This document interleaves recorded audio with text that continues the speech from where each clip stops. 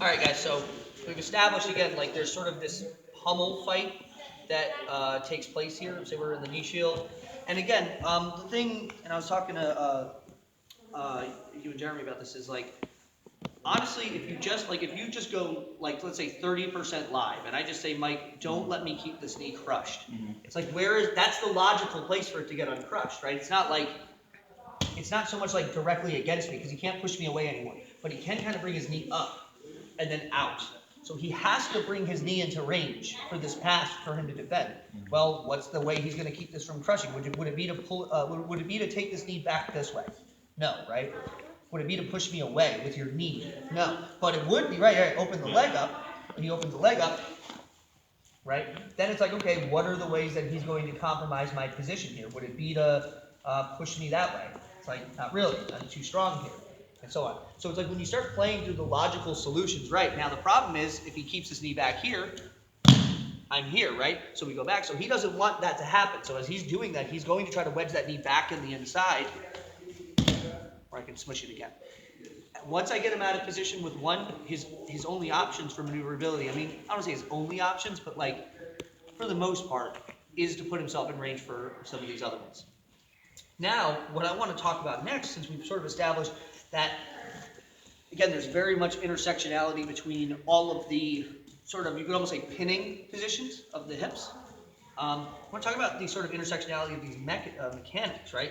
Between the concepts that we've used to control the legs for the leg rope, the concepts we've used to pass the guard in multiple instances, and even the over-under.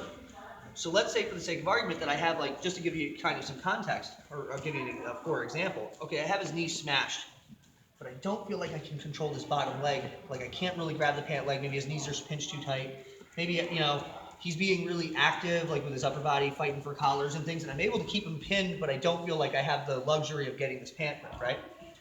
So what do we do? How can we piece together some of these ideas? Well, let's just say he still has this knee shield, okay, right? Oh, no, you're just here.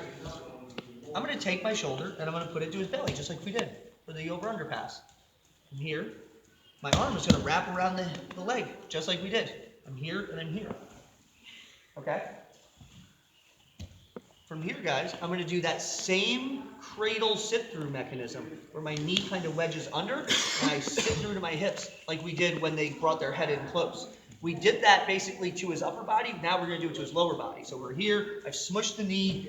I'm not really able to get the leg rope or whatever. I don't feel like it's there. So I'm here. Or maybe even I didn't smash it super close, but like I'm here and I don't feel like the leg rope's available. Maybe every time I try to get it, he brings that knee up, this kind of thing. So we're having this fight. I'm here. I'm here, I'm here. Now, you might look at this and go, okay, you just basically gave him top position, but it's kind of like, Michael, get on top of me, right? The only way he can get on top of me is if he helicopters and puts his weight to his hands. Please helicopter, put your weight to your hands. Helicopter hands. Yep.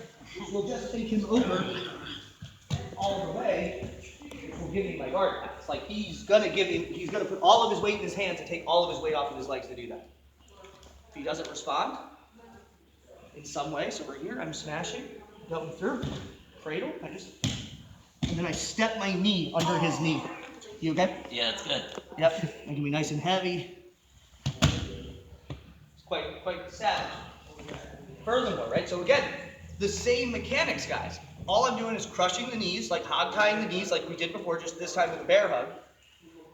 Shoulder in the belly, just like we did with the over-under. Head across the center line, just like we did with the over-under. Sit through like the cradle. Back step like the cradle, right? I'll show you another one. For the knee shield. I don't feel like I can stuff it, right? Furthermore, every time I try to get this collar, he's grabbing my sleeve. I don't want him to have this sleeve, guys, especially this top grip. Dude, let me tell you what. If he gets, grab that top arm. If he gets this sleeve, okay, and I get stupid trying to kick through, he just has to keep this here, kick this leg through, and punch this hand this way. So I want you to kick. So as I drive in, let me land flat on you, but punch this hand through, and then roll us over his shoulder. It's Shaolin sweep. Like if I feed him that, I'm going to get rolled if he knows what he's doing. I know what I'm doing. Right. Look at tell him what he's doing. Shaolin. So I'm here. I'm in the knee shield. I can't collapse this knee. I don't. And every time I try to, maybe I could do my long range step, every time I try, right, I'm getting sort of bitten by the snake. I don't want to get stuck like with him having my sleeve. So I'm here. Okay, I'm going to start this very similarly to our shuffle pass. Now I don't have the upper body control, but I can turn his hips, just like we did before, right? Does that make sense? What I'm going to do, this is going to be sort of a weird weight transfer, but once you get it, it's not that, it's just kind of like weird looking, but it's not that weird when you do it. I'm going to shuffle my weight to my feet, just like we did when we did our shuffle pass. I'm going to do my long range back step mechanism, just like we did when we did our long range back step, but instead of here and here, I'm just here and here. But likewise, I'm going to land my shoulder on the belly and my head across the center line, just like we did with our over-under. So we're here, you're keeping that knee active. I can't smash in. I'm up. Boom. My pass. Control the hips and settle. Now, here's the thing. Feel free, I want you to practice these two mechanisms, or these two mechanics, but the principle to understand here is all of the little pieces that we've used, the head going across the center line, shoulder smashing for the over-under, hog tying the knees, shuffling the knees to face the ceiling, long range back step, short range cradle, all of these mechanics, all of these little movements, man, you can kind of just piece them together. And so it's like, if you watch me, if you just watch me roll with like a bunch of like, let's say like purple belt people and just watch me like pass their knee shield, you probably wouldn't see it look a lot like the direct one-to-one translation of the series we've laid out. But what you'd see is I'm sort of like piecing together my shoulder's dropping, or I'm shuffling their knees up, or I'm back stepping. I'm putting it all together because I'm thinking of it more like the incremental pieces. So I want you guys to practice these two movements, but I also want you guys to kind of feel free to get a little creative and play around with some of these ideas. Like see like, well, could I do this part of one of these techniques here, but that part from that technique, right? Do you want to see those? The first one. Tony, can I grab your bus? Oh, I need to see it too. So, first one. Let me get out of this like this. The good You've side. got the knee shield, right?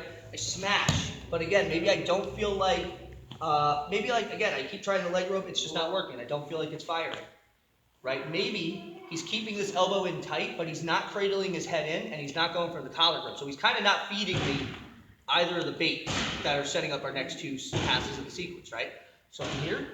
I'm going to drift my head across the center line. My shoulder is looking for the belly. And then I want to spear this arm under the bottom knee, and I want to hug his legs. So I'm here, and I sit through. Again, if he tries to helicopter up top, he has to put his weight to his hands. It will just make him easy for him to pass. Settle. Like, he kind of, I always say he has to, but it's like, if you're fighting someone crafty enough to do anything more creative than that, then your problems are probably more like layered than, right? And then can I see it one more time?